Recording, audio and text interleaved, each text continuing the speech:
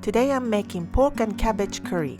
This is a variation of a Japanese curry, and instead of typical beef, potatoes, and carrots, I'm using thinly sliced pork and a lot of cabbage.